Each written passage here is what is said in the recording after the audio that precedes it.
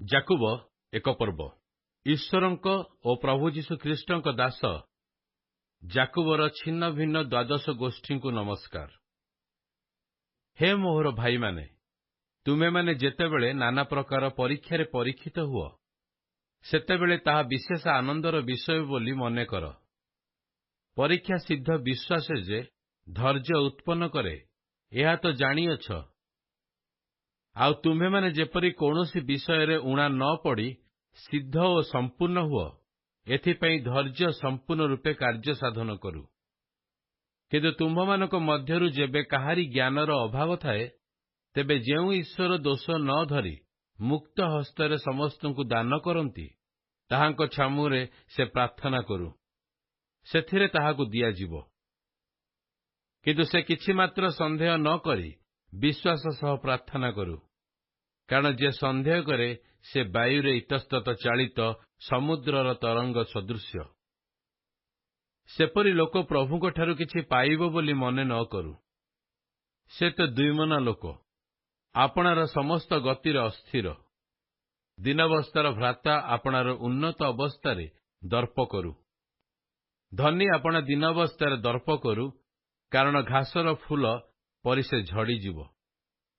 ଯେଣୁ ସୂର୍ଯ୍ୟ ସତାପରେ ଉଦୟ ହୁଅନ୍ତେ ଘାସ ଯେପରି ଶୁଖିଯାଏ ଓ ତାହାର ଫୁଲ ଝଡ଼ିପଡ଼େ, ପୁଣି ତାହାର ରୂପର ସୌନ୍ଦର୍ଯ୍ୟ ନାଶ ହୁଏ, ସେହିପରି ଧନୀ ଲୋକ ହିଁ ଆପଣାର ସବୁ ଗତିରେ ଝାଉଁଳି ପଡ଼ିବ। ଯେଉଁ ଲୋକ ପରୀକ୍ଷା ସହ୍ୟ କରେ ସେ ଧନ୍ୟ, କାରଣ ପ୍ରଭୁ ଆପଣା ଲୋକମାନଙ୍କୁ ଯେଉଁ ଜୀବନ ରୂପ ମୁକୁଟ ଦେବାକୁ ପ୍ରତିଜ୍ଞା କରିଅଛନ୍ତି, ପରୀକ୍ଷା ସିଦ୍ଧ ହେଲା ଉତ୍ତାରେ ସେହି ଲୋକ ସେହି ମୁକୁଟ ପ୍ରାପ୍ତ ହେବ। କେହି ପରୀକ୍ଷିତ ହେଲେ ମୋହର ଏହି ପରୀକ୍ଷା ଈଶ୍ୱରଙ୍କ ଆଡ଼ୁ ହେଉଅଛି ବୋଲି ନ କହୁ, କାରଣ ଈଶ୍ୱର ମନ୍ଦରେ ପରୀକ୍ଷିତ ହୋଇପାରନ୍ତି ନାହିଁ, ଆଉ ସେ ନିଜେ କାହାକୁ ପରୀକ୍ଷା କରନ୍ତି ନାହିଁ।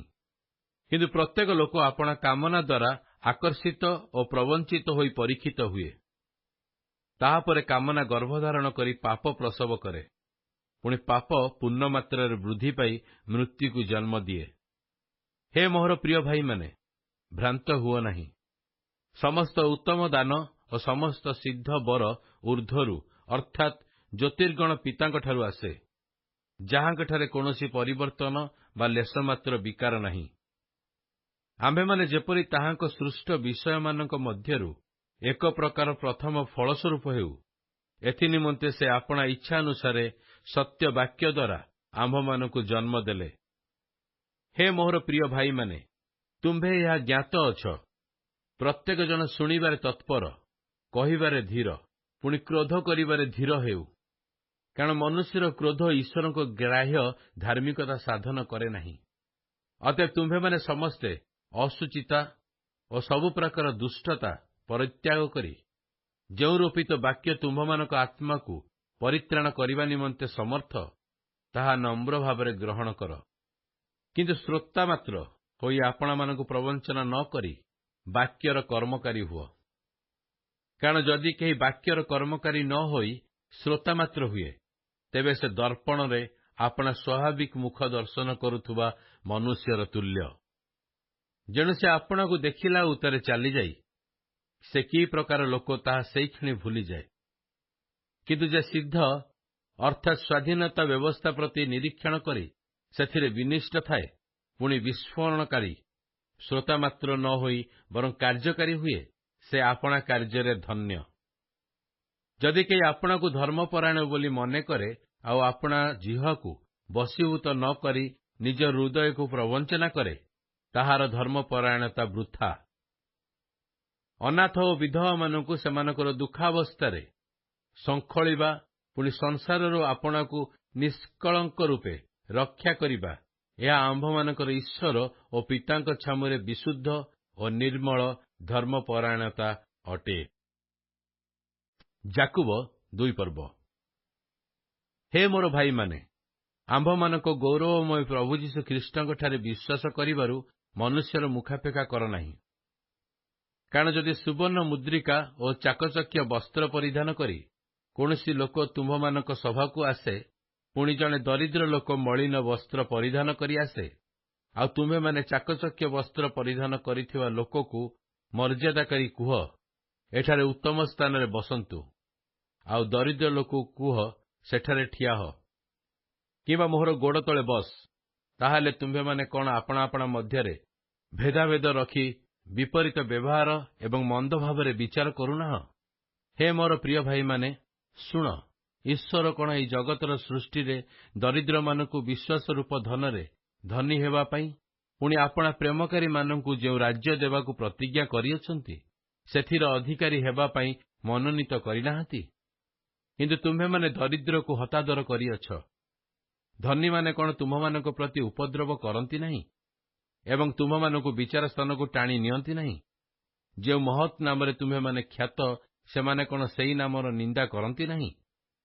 ତୁମେ ଆପଣା ପ୍ରତିବାସୀକି ଆତ୍ମତୁଲ୍ୟ ପ୍ରେମ କର। ଶାସ୍ତ୍ରର ଏହି ରାଜକୀୟ ବ୍ୟବସ୍ଥା ଯଦି ପ୍ରକୃତରେ ପାଳନ କର, ତାହେଲେ ଭଲ କରିଥାଅ। କିନ୍ତୁ ଯଦି ମନୁଷ୍ୟର ମୁଖାପେକ୍ଷା କର, ତାହେଲେ ପାପ କରୁଅଛ, ପୁଣି ସେ ବ୍ୟବସ୍ଥା ଦ୍ୱାରା ଦୋଷୀ ବୋଲି ପ୍ରମାଣିତ ହୋଇଥାଅ। କାରଣ ଯେ କେହି ସମସ୍ତ ବ୍ୟବସ୍ଥା ପାଳନ କରି କେବଳ ଗୋଟିକ ବିଷୟରେ ଝୁଣ୍ଟି ପଡ଼େ, ତେବେ ସେ ସମସ୍ତ ବ୍ୟବସ୍ଥା ଲଙ୍ଘନ ଦୋଷରେ ଦଣ୍ଡନୀୟ ହୁଏ। ଯେଣୁ ସେ ବ୍ୟଭିଚାର କର ନାହିଁ ବୋଲି କହିଥିଲେ, ସେ ମଧ୍ୟ ନରହତ୍ୟା କର ନାହିଁ ବୋଲି କହିଥିଲେ। ଏଣୁ ଯଦି ତୁମେ ବ୍ୟଭିଚାର ନ କରି ନରହତ୍ୟା କର, ତେବେ ବ୍ୟବସ୍ଥା ଲଙ୍ଘନକାରୀ ହୋଇଅଛ। ସ୍ୱାଧୀନତାର ବ୍ୟବସ୍ଥା ଦ୍ୱାରା ଯେ ତୁମ୍ଭେମାନେ ବିଚାରିତ ହେବ, ଏହା ଜାଣି ସେ ପ୍ରକାର କଥା କୁହ ଓ କାର୍ଯ୍ୟ କର। କାରଣ ଯେ ଦୟା କରେ ନାହିଁ, ସେ ନିର୍ଦ୍ଦୟ ରୂପେ ବିଚାରିତ ହେବ। ଦୟା ବିଚାର ଉପରେ ଜୟଧ୍ୱନି କରେ। ହେ ମୋର ଭାଇମାନେ, ଯଦି କେହି ମୋର ବିଶ୍ୱାସ ଅଛି ବୋଲି କୁହେ, କିନ୍ତୁ ତାହାର କର୍ମ ନଥାଏ, ତେବେ ସେଥିରେ କି ଲାଭ? ଏପରି ବିଶ୍ୱାସ କଣ ତାହାର ପରିତ୍ରାଣ କରିପାରେ? ଯଦି ଜଣେ ଭାଇ ବା ଭଉଣୀ ବସ୍ତ୍ର ଓ ଦୈନିକ ଖାଦ୍ୟହୀନ ହୁଏ, ଆଉ ତୁମ୍ଭମାନଙ୍କ ମଧ୍ୟରୁ କେହି ତାହାକୁ ଶରୀରର ପ୍ରୟୋଜନୀୟ ଦ୍ରବ୍ୟ କିଛି ନ ଦେଇ କୁହେ, ଉଷ୍ମ ଓ ତୃପ୍ତ ହୋଇ କୁଶଳରେ ଯାଅ, ତେବେ ସେଥିରେ କି ଲାଭ? ସେହିପରି ମଧ୍ୟ ବିଶ୍ୱାସ କର୍ମ ବିନା ନିଜେ ମୃତ। କିନ୍ତୁ କେହି ଅବା କହିବ, ତୁମର ବିଶ୍ୱାସ ଅଛି, ପୁଣି ମୋହର କର୍ମ ଅଛି। କର୍ମ ବିନା ତୁମର ବିଶ୍ୱାସ ମୋତେ ଦେଖାଅ, ଆଉ ମୁଁ କର୍ମ ଦ୍ୱାରା ତୁମକୁ ମୋହର ବିଶ୍ୱାସ ଦେଖାଇବି। ଈଶ୍ୱର ଯେ ଏକମାତ୍ର, ଏହା ତୁମେ ବିଶ୍ୱାସ କରୁଅଛ, ଭଲ କଥା। ଭୂତମାନେ ମଧ୍ୟ ବିଶ୍ୱାସ କରି ଥରହର ହୁଅନ୍ତି। କିନ୍ତୁ ହେ ନିର୍ବୋଧ ମନୁଷ୍ୟ, କର୍ମ ବିନା ବିଶ୍ୱାସ ଯେ ନିଷ୍ଫଳ, ଏହା କଣ ଜାଣିବାକୁ ଇଚ୍ଛା କରୁଅଛ? ଆମ୍ଭମାନଙ୍କ ପିତା ଅବ୍ରାହମ ବେଦୀ ଉପରେ ଆପଣା ପୁତ୍ର ଇସାହାକକୁ ଉତ୍ସର୍ଗ କରିବା ବେଳେ କଣ କର୍ମ ଦ୍ୱାରା ଧାର୍ମିକ ଗଣିତ ହୋଇନଥିଲେ? ତୁମେ ଦେଖୁଅଛ ଯେ ବିଶ୍ୱାସ ତାଙ୍କ କର୍ମର ସହକାରୀ ଥିଲା, ଆଉ କର୍ମ ଦ୍ୱାରା ବିଶ୍ୱାସ ସିଦ୍ଧ ହେଲା। ସେଥିରେ ଶାସ୍ତ୍ରର ଏହି ବାକ୍ୟ ସଫଳ ହେଲା, ଅବ୍ରାହମ ଈଶ୍ୱରଙ୍କଠାରେ ବିଶ୍ୱାସ କଲେ, ଆଉ ତାଙ୍କ ପକ୍ଷରେ ତାହା ଧାର୍ମିକତା ବୋଲି ଗଣିତ ହେଲା। ପୁଣି ସେ ଈଶ୍ୱରଙ୍କ ମିତ୍ର ବୋଲି ଖ୍ୟାତ ହେଲେ।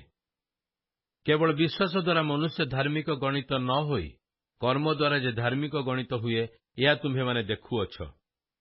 ସେହି ପ୍ରକାର ମଧ୍ୟ ରାହାବ ବେଶ୍ୟା ଦୂତମାନଙ୍କୁ ଆତିଥ୍ୟ କରି ଅନ୍ୟ ବାଟ ଦେଇ ସେମାନଙ୍କୁ ବିଦାୟ କରିବାରୁ କଣ କର୍ମ ଦ୍ୱାରା ଧାର୍ମିକ ଗଣିତ ହେଲା ନାହିଁ? କାରଣ ଆତ୍ମା ବିନା ଶରୀର ଯେପରି ମୃତ, ସେହିପରି କର୍ମ ବିନା ବିଶ୍ୱାସ ମଧ୍ୟ ମୃତ। ଯାକୁବ 3 ପର୍ବ। ହେ ମୋର ଭାଇମାନେ, ତୁମ୍ଭେମାନେ ଅନେକ ଶିକ୍ଷକ ହୁଅ ନାହିଁ। ଶିକ୍ଷକ ଯେ ଆମ୍ଭେମାନେ ଯେ ଗୁରୁତର ଦଣ୍ଡ ପାଇବା, ଏହା ଜାଣ। ଯେଣୁ ଆମ୍ଭେମାନେ ସମସ୍ତେ ଅନେକ ବିଷୟରେ ଝୁଣ୍ଟି ପଡ଼ୁ। ଯଦି କେହି ବାକ୍ୟରେ ଝୁଣ୍ଟି ନ ପଡ଼େ, ତେବେ ସେ ସିଦ୍ଧ ପୁରୁଷ, ସମସ୍ତ ଶରୀରକୁ ମଧ୍ୟ ବଶରେ ରଖିବାକୁ ସମର୍ଥ। ଆମ୍ଭେମାନେ ଘୋଡ଼ାମାନଙ୍କୁ ବଶୀଭୂତ କରିବା ନିମନ୍ତେ ସେମାନଙ୍କ ମୁଖରେ ଲଗାମ ଦେଲେ, ତଦ୍ୱାରା ସେମାନେ ସମସ୍ତଙ୍କ ଶରୀର ମଧ୍ୟ ବୁଲାଉଥାଉ। ଦେଖ, ଜାହାଜ ମଧ୍ୟ ଏତେ ବଡ଼ ହୋଇ ପ୍ରଚଣ୍ଡ ପବନରେ ଚାଳିତ ହେଲେ ହେଁ ଗୋଟିଏ ଅତି କ୍ଷୁଦ୍ର ମଙ୍ଗ ଦ୍ୱାରା ମଙ୍ଗଧରାର ଇଚ୍ଛା ଅନୁସାରେ ବୁଲେଇ ଦିଆଯାଏ। ସେହିପରି ଜିହ୍ୱା ମଧ୍ୟ ଗୋଟିଏ କ୍ଷୁଦ୍ର ଅଙ୍ଗ, କିନ୍ତୁ ମହାଗର୍ବର କଥା କହେ। ଦେଖ, କେଡ଼େ କ୍ଷୁଦ୍ର ଅଗ୍ନିକଣିକା ଦ୍ୱାରା କେଡ଼େ ବଡ଼ ଅରଣ୍ୟରେ ନିଆଁ ଲାଗିଯାଏ। ଜିହ୍ୱା ମଧ୍ୟ ଅଗ୍ନି ସ୍ୱରୂପ। ତାହା ଆମ୍ଭମାନଙ୍କର ଅଙ୍ଗ ସମୂହ ମଧ୍ୟରେ ସମସ୍ତ ଅଧର୍ମର ମୂଳାଧାର ସ୍ୱରୂପେ ଅବସ୍ଥିତ। ତାହା ସମସ୍ତ ଶରୀରକୁ ଅଶୁଚି କରେ ଓ ନିଜେ ନରକାନଳରେ ପ୍ରଜ୍ୱଳିତ ହୋଇ ପ୍ରକୃତିର ଚକ୍ରକୁ ଜଳାଏ। କାରଣ ସେ ସମସ୍ତ ପ୍ରକାର ପଶୁ, ପକ୍ଷୀ, ସରୀସୃପ ଓ ଜଳଚର ପ୍ରାଣୀମାନଙ୍କୁ ମାନବ ଦ୍ୱାରା ବଶରେ ରଖାଯାଇପାରେ, ପୁଣି ବଶରେ ରଖାଯାଇଅଛି। କିନ୍ତୁ ଜିହ୍ୱାକୁ କେହି ବଶରେ ରଖିପାରେ ନାହିଁ। ଅନିଷ୍ଟ ସାଧନରେ ତାହାର ବିରାମ ନାହିଁ, ମାରାତ୍ମକ ଗରଳରେ ତାହା ପରିପୂର୍ଣ୍ଣ। ତଦ୍ୱାରା ଆମ୍ଭେମାନେ ପ୍ରଭୁ ଓ ପିତାଙ୍କ ଧନ୍ୟବାଦ କରିଥାଉ। ପୁଣି ତଦ୍ୱାରା ଈଶ୍ୱରଙ୍କ ସାଦୃଶ୍ୟରେ ସୃଷ୍ଟ ମନୁଷ୍ୟକୁ ଅଭିଶାପ ଦେଇଥାଉ। ଏକ ମୁଖରୁ ଧନ୍ୟବାଦ ଓ ଅଭିଶାପ ନିର୍ଗତ ହୁଏ। ହେ ମୋର ଭାଇମାନେ, ଏପରି ହେବା ଉଚିତ ନୁହେଁ। ନିର୍ଝର କଣ ଏକ ବାଟ ଦେଇ ମିଠା ଓ ପିତା ଦୁଇ ପ୍ରକାର ଜଳ ବାହାର କରେ? ହେ ମୋର ଭାଇମାନେ, ଡିମ୍ବିରି ବୃକ୍ଷ କଣ ଜିତ ଫଳ ଅବା ଦାକ୍ଷଲତା କଣ ଡିମ୍ବିରି ଫଳ ଫଳିପାରେ? ଲବଣାକ୍ତ ନିର୍ଝର ମିଷ୍ଟ ଜଳ ଦେଇପାରେ ନାହିଁ। ତୁମ୍ଭମାନଙ୍କ ମଧ୍ୟରେ ଜ୍ଞାନୀ ଓ ବୁଦ୍ଧିମାନ କିଏ ଅଛି? ସେ ଜ୍ଞାନ ସଙ୍ଗତ ନମ୍ରତା ସହ ସଦାଚରଣ ଦ୍ୱାରା ଆପଣା କର୍ମ ପ୍ରକାଶ କରୁ। କିନ୍ତୁ ଯଦି ତୁମ୍ଭମାନଙ୍କ ହୃଦୟରେ ତିକ୍ତ ଈର୍ଷାଭାବ ଓ ସ୍ୱାର୍ଥପରତା ଥାଏ, ତାହେଲେ ସତ୍ୟ ବିରୁଦ୍ଧରେ ଗର୍ବ କର ନାହିଁ ଓ ମିଥ୍ୟା କୁହ ନାହିଁ। ଏପରି ଜ୍ଞାନ ଊର୍ଦ୍ଧ୍ୱରୁ ଆଗତ ନୁହେଁ, ମାତ୍ର ତାହା ପାର୍ଥିବ, ଶାରୀରିକ ଓ ଭୌତିକ ଅଟେ। କାରଣ ଯେଉଁ ସ୍ଥାନରେ ଈର୍ଷା ଓ ସ୍ୱାର୍ଥପରତା ଥାଏ, ସେହି ସ୍ଥାନରେ ସମସ୍ତ ପ୍ରକାର ଦୁଷ୍କର୍ମ ଥାଏ। କିନ୍ତୁ ଊର୍ଦ୍ଧ୍ୱରୁ ଆଗତ ଜ୍ଞାନ ପ୍ରଥମରେ ପବିତ୍ର, ଦ୍ୱିତୀୟରେ ଶାନ୍ତିପ୍ରିୟ, ମୃଦୁଶୀଳ, ବାଧ୍ୟ, ଦୟା ଓ ଉତ୍ତମ ଫଳରେ ପରିପୂର୍ଣ୍ଣ, ସନ୍ଦେହ ଶୂନ୍ୟ ଓ ନିଷ୍କପଟ। ପୁଣି ଶାନ୍ତିକାରକ ଲୋକମାନଙ୍କ ଦ୍ୱାରା ଧର୍ମରୂପ ଫଳର ବୀଜ ଶାନ୍ତିରେ ବୁଣାଯାଏ। ଯାକୁବ 4 ପର୍ବ। ତୁମ୍ଭମାନଙ୍କ ମଧ୍ୟରେ ଯୁଦ୍ଧ ଓ ବିବାଦ କେଉଁଠାରୁ ହୁଏ? କଣ ତୁମ୍ଭମାନଙ୍କର ଅଙ୍ଗ ପ୍ରତ୍ୟଙ୍ଗ ମଧ୍ୟରେ ଯୁଦ୍ଧ କରୁଥିବା ସୁଖାଭିଳାଷରୁ ନୁହେଁ? ତୁମେମାନେ କାମନା କରିଥାଅ, କିନ୍ତୁ ପାଇନଥାଅ। ତୁମେମାନେ ବଧ ଓ ଈର୍ଷା କରିଥାଅ, କିନ୍ତୁ ପ୍ରାପ୍ତ ହେବାକୁ ଅକ୍ଷମ ହୋଇଥାଅ। ତୁମେମାନେ ବିବାଦ ଓ ଯୁଦ୍ଧ କରିଥାଅ, ତୁମେମାନେ ପାଇନଥାଅ, କାରଣ ତୁମେମାନେ ମାଗିନଥାଅ। ତୁମେମାନେ ମାଗିଥାଅ, କିନ୍ତୁ ପାଇନଥାଅ, କାରଣ ଆପଣା ଆପଣା ସୁଖାଭିଳାଷରେ ବ୍ୟୟ କରିବା ନିମନ୍ତେ ମନ୍ଦ ଅଭିପ୍ରାୟରେ ମାଗିଥାଅ। ହେ ବ୍ୟଭିଚାରିଣୀମାନେ, ଜଗତର ମିତ୍ରତା ଈଶ୍ୱରଙ୍କ ଶତ୍ରୁତା, ଏହା କଣ ଜାଣ ନାହିଁ? ଅତଏବ ଯେ କେହି ଜଗତର ମିତ୍ର ହେବାକୁ ଇଚ୍ଛା କରେ, ସେ ଆପଣାକୁ ଈଶ୍ୱରଙ୍କ ଶତ୍ରୁ ବୋଲି ପ୍ରତିପନ୍ନ କରେ। ନା, ତୁମେମାନେ କଣ ଧର୍ମଶାସ୍ତ୍ରର ଏହି ବାକ୍ୟକୁ ବ୍ୟର୍ଥ ବୋଲି ମନେ କରୁଅଛ? ଯେଉଁ ଆତ୍ମାକୁ ସେ ଆମ୍ଭମାନଙ୍କ ମଧ୍ୟରେ ବାସ କରିବାକୁ ଦେଇଅଛନ୍ତି, ସେ ଆମ୍ଭମାନଙ୍କୁ ସମ୍ପୂର୍ଣ୍ଣ ଅଧିକାର କରିବା ନିମନ୍ତେ ଏକାନ୍ତ କାମନା କରନ୍ତି। କିନ୍ତୁ ସେ ମଧ୍ୟ ଅଧିକ ଅନୁଗ୍ରହ ଦାନ କରନ୍ତି। ଏଣୁ ଉକ୍ତ ଅଛି, ଈଶ୍ୱର ଅହଙ୍କାରୀମାନଙ୍କୁ ପ୍ରତିରୋଧ କରନ୍ତି, କିନ୍ତୁ ନମ୍ର ଲୋକମାନଙ୍କୁ ଅନୁଗ୍ରହ ଦାନ କରନ୍ତି। ଅତଏବ ତୁମ୍ଭେମାନେ ଈଶ୍ୱରଙ୍କର ବଶୀଭୂତ ହୁଅ, ଶୟତାନକୁ ପ୍ରତିବାଧା କର, ତାହାହେଲେ ସେ ତୁମ୍ଭମାନଙ୍କ ନିକଟରୁ ପଳାଇବ। ଈଶ୍ୱରଙ୍କର ନିକଟବର୍ତ୍ତୀ ହୁଅ, ସେଥିରେ ସେ ତୁମ୍ଭମାନଙ୍କର ନିକଟବର୍ତ୍ତୀ ହେବେ। ହେ ପାପୀମାନେ, ତୁମ୍ଭମାନଙ୍କର ହସ୍ତ ଶୁଚି କର। ହେ ଦ୍ୱିମନାମାନେ, ତୁମମାନଙ୍କ ହୃଦୟ ଶୁଦ୍ଧ କର। ଖେଦଯୁକ୍ତ ଓ ଶୋକାର୍ତ୍ତ ହୋଇ ରୋଦନ କର। ତୁମମାନଙ୍କ ହାସ୍ୟ ଶୋକରେ ଓ ତୁମ୍ଭମାନଙ୍କ ଆନନ୍ଦ ବିଷାଦରେ ପରିଣତ ହେଉ। ପ୍ରଭୁଙ୍କ ଛାମୁରେ ଆପଣା ଆପଣାକୁ ନତ କର, ତାହେଲେ ସେ ତୁମ୍ଭମାନଙ୍କୁ ଉନ୍ନତ କରିବେ। ହେ ଭାଇମାନେ, ତୁମ୍ଭେମାନେ ପରସ୍ପରର ଗ୍ଲାନି କର ନାହିଁ। ଯେ ଭାଇର ଗ୍ଲାନି କରେ କିମ୍ବା ଭାଇର ବିଚାର କରେ, ସେ ବ୍ୟବସ୍ଥାର ଗ୍ଲାନି କରେ ଓ ସେଥିର ବିଚାର କରେ। କିନ୍ତୁ ତୁମ୍ଭେ ଯଦି ବ୍ୟବସ୍ଥାର ବିଚାର କର, ତାହେଲେ ତୁମେ ବ୍ୟବସ୍ଥା ପାଳନକାରୀ ନ ହୋଇ ସେଥିର ବିଚାରକର୍ତ୍ତା ଅଟ। ବ୍ୟବସ୍ଥାଦାତା ଓ ବିଚାରକର୍ତ୍ତା ଜଣେ ମାତ୍ର, ସେ ରକ୍ଷା ଓ ବିନାଶ କରିବାକୁ ସମର୍ଥ। କିନ୍ତୁ ପ୍ରତିବାସୀର ବିଚାର କରୁଛ ଯେ ତୁମେ କିଏ? ଏବେ ଦେଖ, ଯେଉଁମାନେ କହୁଅଛ, ଆଜି କିମ୍ବା କାଲି ଆମ୍ଭେମାନେ ଅମୁକ ସହରକୁ ଯିବୁ ଓ ସେଠାରେ 1 ବର୍ଷ ପର୍ଯ୍ୟନ୍ତ ରହି ବାଣିଜ୍ୟ ବ୍ୟବସାୟ କରି ଲାଭ କରିବୁ। କିନ୍ତୁ କାଲି କଣ ଘଟିବ, ତାହା ତ ତୁମେମାନେ ଜାଣ ନାହିଁ। ତୁମ୍ଭମାନଙ୍କର ଜୀବନ କଣ?